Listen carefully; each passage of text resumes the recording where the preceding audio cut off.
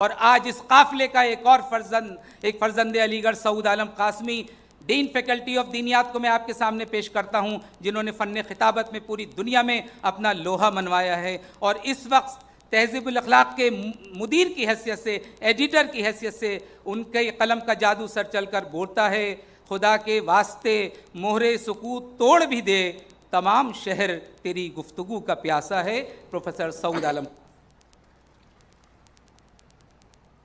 عالی جناب vice chancellor صاحب، پرو وائس چانسلر صاحب، رجسٹرار صاحب، مہمان خصوصی ڈاکٹر طاہر محمود صاحب، مہمان اعزازی جسٹس اقبال انصاری صاحب، چندن سنہا صاحب، خواتین و حضرات اور علیگ برادری، آج 17 اکتوبر ہے، بابائے قوم محسن ملت سر سید احمد خان کا یوم پیدائش ہے۔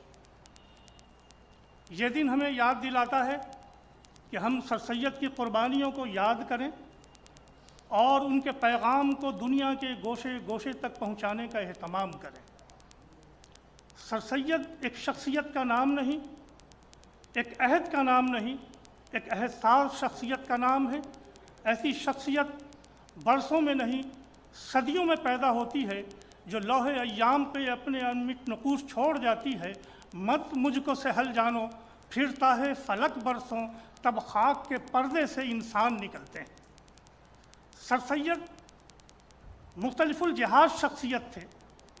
سر سید مورخ بھی تھے، مدبر بھی تھے، قانون داں بھی تھے اور سیاست داں بھی تھے، مصلح بھی تھے، ماہر تعلیم بھی تھے، اور سب سے بڑی بات یہ ہے کہ دنیا انقلاب میں وہ عظیم الشان شخصیت تھے جنہوں نے ایک قوم کی تقدیر بدل ڈالی۔ سر سید جس عہد میں پیدا ہوئے وہ مغلیہ حکومت کی شام زوال تھی۔ سر سید نے پورے 40 سال 1817 سے لے کر 1857 تک ماضی پہ نظر رکھی، ہندوستان کے عروج و زوال کا گہرائی سے مشاہدہ کیا۔ اس زمانے میں ملازمت کے ساتھ سر سید نے جو کتابیں لکھی وہ ماضی کا حوالہ ہے۔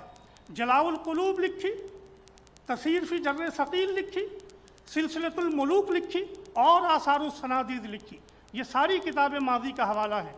1857 سے لے کر 1870 تک سر سید نے مستقبل کے بجائے حال پہ نظر رکھی۔ 1857 کے بعد جو مسلمانوں کا قتل عام ہوا، ہندوستانیوں کا قتل عام ہوا، 1857 کی بغاوت کے نتیجے میں انگریزوں نے جو قہر ڈھائے، ہندوستان میں کسی سے مخفی نہیں ہے۔ سر سید نے ان حالات میں ابنائے وطن کی دستگیری کی، وہ نکل کر کے آئے۔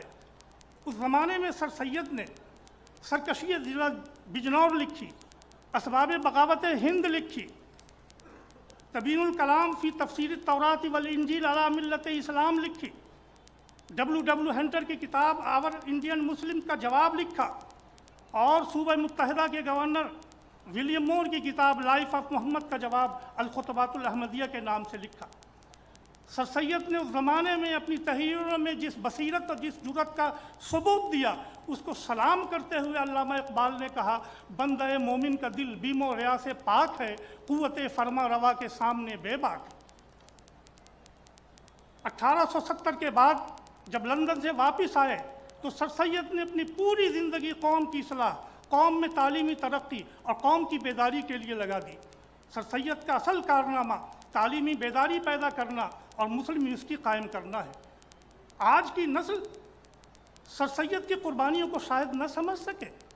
آج ہر گاؤں میں اسکول ہیں، ہر ضلع میں کالج ہیں، ہر صوبے میں یونیورسٹیاں ہیں، لیکن یاد کرو وہ زمانہ کہ جب مسلمانوں کا نظام تعلیم بکھر گیا اور صرف ایک نظام تعلیم نیا جو ملازمت اور ترقی کے نئے راستے دکھا رہا تھا، برادران وطن نے آگے بڑھ کے اسے قبول کر لیا، لیکن مسلمانوں نے اس کی مخالفت کی۔ مخالفت ہی نہیں کی بلکہ شدت سے مخالفت کی۔ جس سال سر سید کی پیدائش ہوئی یعنی 1817 میں، اس سال بر صغیر کا پہلا کالج کلکتہ میں قائم ہوا، ہندی کالج کے نام سے، جو آج پریسیڈنسی یونیورسٹی ہے۔ اس کالج میں مسلمانوں کا داخلہ ممنوع تھا، اور 1835 میں خود مسلمانوں نے انگریزوں کو لکھ کے دیا کہ تمہاری انگریزی تعلیم ہمیں نہیں چاہیے، اور اس محضر نامے پہ ایک دو نہیں پورے 8000 مسلمانوں نے دستخط کیے تھے۔ نتیجہ کیا ہوا؟ برادران وطن ماڈرن ایجوکیشن حاصل کر کے اعلیٰ مناصب پہ پہنچ گئے، اور مسلمان حسرت سے دیکھتے رہے، اغیار مہر و ماہ سے آگے گزر گئے، الجھے ہوئے تھے صبح کی پہلی کرن سے ہم۔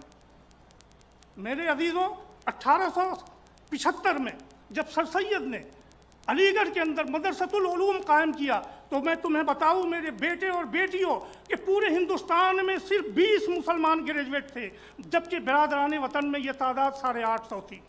سر سید نے ان حالات میں اپنی تحریک کو جاری کیا، اور ایک دو نہیں پورے ملک کا دورہ کیا، علی گڑھ سے بنارس تک، بنارس سے اعظم گڑھ تک، گورکھپور سے کلکتہ تک، کلکتہ سے پٹنہ تک، احمد آباد سے پونہ تک، گورداسپور سے امرتسر تک، اور میرٹھ سے لاہور تک سر سید نے دیوانہ وار لوگوں کو پکارا، رئیسوں سے کہا تم اپنی طاقت سے اپنی حکومت نہ بچا سکے، اب اپنی عقل و فراست سے کام لو، اپنے بچوں کا مستقبل بچاؤ، اور اس کا طریقہ صرف یہ ہے کہ ان کو ماڈرن تعلیم دو، زمانے کے مطابق تعلیم دو۔ یہ بات الگ ہے کہ تم نہ سمجھو، مگر زمانہ بدل رہا ہے، پھول پتھر پہ کھل رہا ہے، چراغ آندھی میں جل رہا ہے۔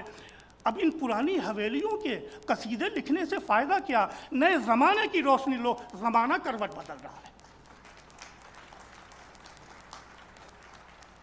میرے عزیزوں اور میرے ساتھیوں، سر سید نے صرف تقریروں اور تحریر کے ذریعے قوم کو نہیں جگایا، ایک معیاری کالج علی گڑھ میں قائم کر کے دکھایا جس کا نام تھا محمدن اینگلو اورینٹل کالج۔ نام تو اس کا محمدن اینگلو اورینٹل کالج تھا، لیکن اس کا دروازہ ہر مذہب کے لیے، ہر مسلک کے لیے، ہر برادری کے لیے، ہر ذات کے لیے، ہر جغرافیائی حد کے لیے کھلا رکھا۔ اگر اس کا پہلا گریجویٹ عبداللہ تھا تو دوسری طرف اس کا پہلا گریجویٹ ایشوری پرساد تھا۔ تمہارے رہنماؤں نے سر سید کی اس لیگیسی کو آگے بڑھایا۔ ایک ہال اگر سر سید کے نام سے بنایا تو دوسرا نام ہال بھیم راؤ امبیڈکر کے نام سے بنایا۔ ایک ہال تمہارے باباؤں نے اگر سلطان جہاں بیگم کے نام سے بنایا تو دوسرا ہال سروجنی نائیڈو کے نام سے، اور تیسرا ہال اندرا گاندھی کے نام سے بنایا۔ اگر انجینئرنگ کالج کو ڈاکٹر ذاکر حسین کا نام دیا تو میڈیکل کالج کو پنڈت جواہر لال نہرو کا نام دیا۔ سیکولر کردار کی یہ مثال ہندوستان کی دانشگاہوں میں نہیں ملے گی، اور اسی لیے honourable prime minister of India Narendra Modi ji نے کہا علی گڑھ نہیں، یہ منی انڈیا ہے۔ میرے عزیزوں، چند سال پہلے کووڈ سے پہلے ایک خلیجی ملک میں مجھے بلایا گیا، ہندوستان کے تعلیمی مسائل پر میری گفتگو ہوئی۔ گفتگو کے بعد ایک نوجوان ملا، اس نے کہا کہ میں ہندوستان آنا چاہتا ہوں تاج محل دیکھنے کے لیے۔ میں نے کہا کون سا تاج محل دیکھو گے؟ وہاں ایک نہیں 2 تاج محل ہے۔ اس نے کہا 2 تاج محل؟ میں نے کہا ایک تاج محل جو عہد شاہ جہانی کا حوالہ ہے، دوسرا تاج محل جو ودیا کا شوالا ہے، ایک تاج محل جو ممتاز جہاں کا مدفن ہے، دوسرا تاج محل جو علم و ادب کا مخزن ہے، ایک تاج محل جو بیگم کی محبت میں بنایا گیا، دوسرا تاج محل جو قوم کی محبت میں بنایا گیا، ایک تاج محل جس کی تعمیر سنگ مرمر سے ہوئی، اور دوسرا تاج محل جس کی تعمیر خون جگر سے ہوئی۔ ایک تاج محل جس کے صدر دروازے پر سورہ یاسین لکھی ہوئی ہے، سورہ یاسین جانتے ہو مرنے والے انسان پہ پڑھی جاتی ہے۔ دوسرا تاج محل وہ جس کی سجدگاہ یعنی ایسے سال کی مسجد پر سورہ الفجر لکھی ہوئی ہے۔ الفجر کا مطلب جانتے ہو نئی صبح کی بشارت، طلوع آفتاب کی علامت، جس کو اقبال نے اس طرح کہا کھول آنکھ، کھول آنکھ، زمین دیکھ، فلک دیکھ، فضا دیکھ، مشرق سے ابھرتے ہوئے سورج کو ذرا دیکھ، خورشید جہاں تاب کی ضو تیرے شرر میں، آباد ہے ایک تازہ جہاں تیرے ہنر میں، جچتے نہیں بخشے ہوئے خورشید نظر میں، جنت تیری پنہا ہے تیرے خون جگر میں، اے پے کرے گل لڑکے اور لڑکیوں، اے پے کرے گل کوشش پے ہم کی جزا دیکھ، کھول آنکھ، زمین دیکھ، فلک دیکھ، فضا دیکھ۔ وہ شخص کہنے لگا کہ میں یہی تاج محل دیکھنا چاہتا ہوں۔ میں نے کہا اس تاج محل کا اصلی نام علی گڑھ مسلم یونیورسٹی ہے، اور اس کے بانی کا نام سر سید احمد خان ہے۔ میرے بچوں اور میرے بچیوں، اس تاج محل کی قدر کرو، سر سید کی اس روایتی اور تاریخی اور علمی دانشگاہ کی قدر کرو، اس کے پیغامبر بنو، اس کا پیغام لے کر پوری دنیا کے اندر چھا جاؤ۔ اس دعا پر اپنی بات ختم کرتا ہوں۔ زبانیں برگ گلنے کی دعا رنگی عبارت میں، خدا آباد رکھے اس چمن کو مہرباں ہو کر۔ ہندوستان زندہ باد، علی گڑھ پائندہ باد۔